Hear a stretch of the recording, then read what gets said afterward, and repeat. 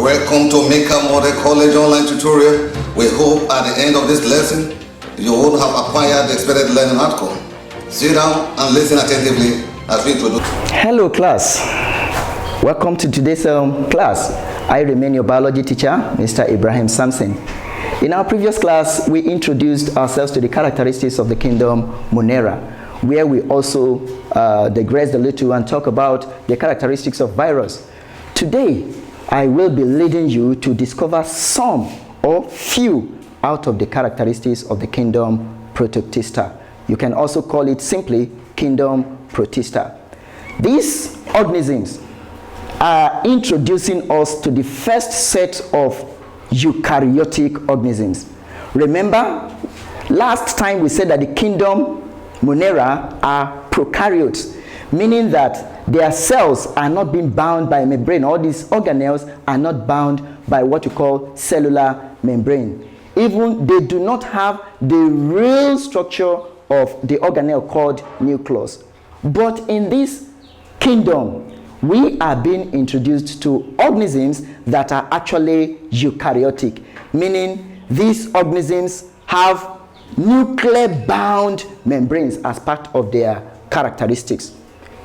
Some of these organisms are actually autotrophic. Some of them too are also heterotrophic, while some combine both characters together. These organisms can either exist, in fact, most of them actually exist in water or in aquatic environment. We are going to subgroup them into various phyla. Among of these phyla of the kingdom Protista, we have what we call the Apicomplexa. These are the sporozoans. The Ciliophora, we call them ciliates. We still have the Euglenophyta, then the Rhizopoda, as well as zoomastigina. In all of these classifications that we have, we see that the organisms we have in this particular group of organisms or this particular kingdom, all of them are microscopic in nature, meaning that it is only with the help of microscope can we see them, even though we say they are found in aquatic environment. Yes, they live inside water, so we can only see them with the help of microscope. And this we can do if you just go to any pond or stream, just collect a sample of the stream, because you find them under the riverbed or the base of the pond. Just collect a sample of a pond water, then put it on a slide, and with the help of microscope, when you view the water under a slide, then with the help of that microscope, you will be able to see some of these organisms we are discussing today. We are going to mention some of the examples to you later. Like I told you in the previous class, that by the time we are discussing the characteristics of these organisms found in each of these kingdoms, you should take note to see how they carry out the characteristics of living things.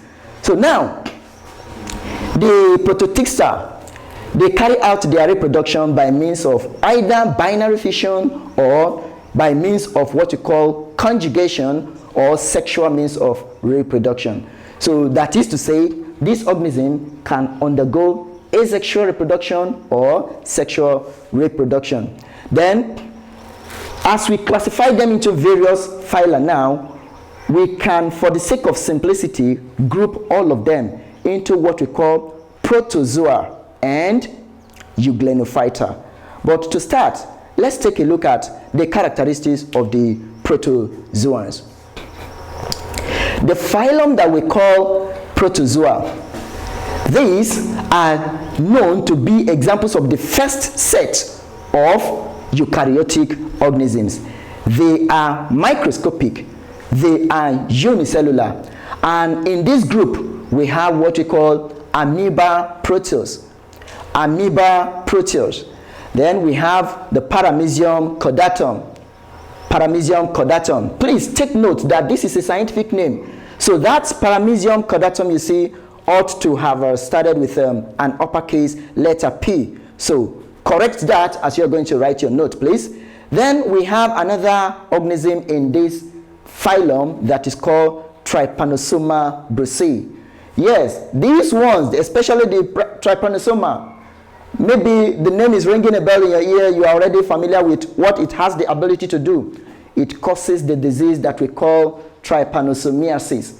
Yes, that is the what we call sleeping sickness. Now, these organisms that we have among the protozoans are either free-living or parasitic. For something to be able to cause a disease in either an animal or man or even plant, we should know that that organism will be parasitic. So, some of these organisms are actually parasitic, while some are living freely on their own.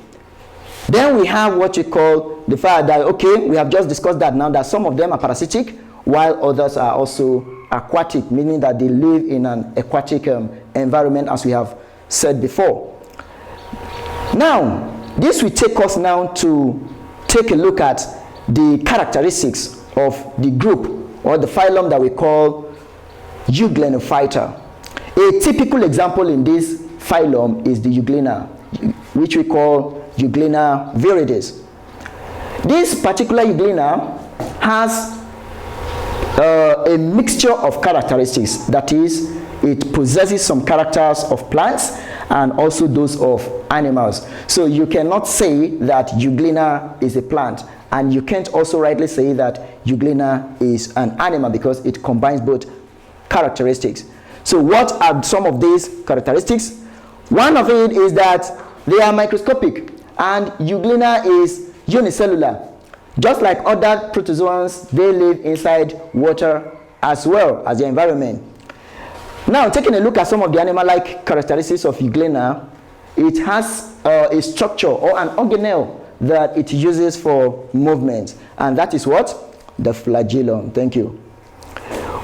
The Euglena viridis also possess what we call gullet for the passage of food and for the reservoir of food. We know that it is only animals that ought to have parts that should enable them to pass food. For example, as I'm talking now as a human, I have mouth, which enable me to put food into the mouth, and then we have gullet that will pass the food down to the stomach. So if Euglena should also have this, that is to say that it has animal-like characteristics. Then they also have what we call contractile vacuole for what? Osmoregulation. It is by means of this contractile vacuole that they are able to maintain salt water level in their environment. Euglena also possess what we call eye spot for response to stimuli. Well, with the aid of your eye as an animal now, you are able to see me, not just to hear my voice. So with the aid of my eye as well, I'm able to see you. But the difference between us, our eyes, and that of Euglena is that we use ours to see, but they only use theirs to respond to stimuli. And what is that stimulus? Light. They have what we call pellicle that enable their body to be flexible. Then, but the truth is that in absence of sunlight, you know, it is only plants that use sunlight to carry out photosynthesis. But when there is no sunlight, what does a Euglena do? In absence of sunlight, it is able to carry out holozoic mode of nutrition. As a plant, it has chloroplasts, which it uses for photosynthesis. It also has what we call pyrenoid for what? Storage of starch granules.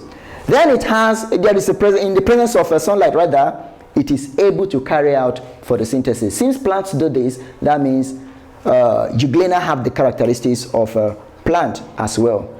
The paramecium granule also help to store the starch. That also help us to see that it is an example of an animal that possesses plant-like characteristics. Wow! All the organisms we've mentioned all the while. Can you see some of the example? What can you see on the board? Yes, the diagram of Amoeba proteus. Amoeba proteus. So can you see some of the organelles? Can you locate the nucleus? Yes, it is right there in the center of the organism. This is an amoeba. Today you see an amoeba to have this shape. Tomorrow you see it having a different shape.